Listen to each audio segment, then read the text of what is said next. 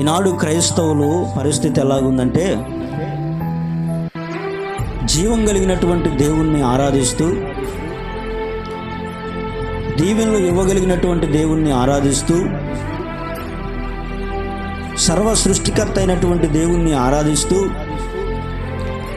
ఈనాడు చాలామంది క్రైస్తవ కుటుంబాల్లో సమృద్ధి లేనటువంటి పరిస్థితులు ఉన్నాయి. దానికి కారణం ఏంటి? వాక్యాన్ని విడిచిపెట్టి వాళ్ళు ఇష్టం వచ్చినట్టు చేస్తున్నారు.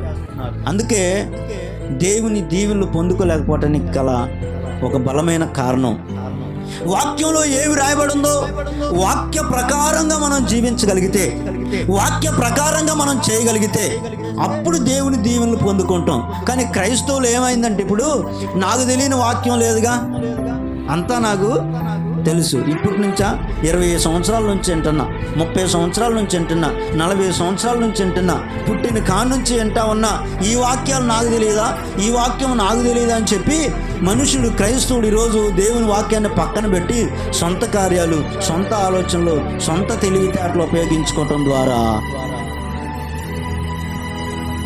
దేవుని యొక్క దీవెనలు పొందుకోలేక కోల్పోతున్న పరిస్థితులు.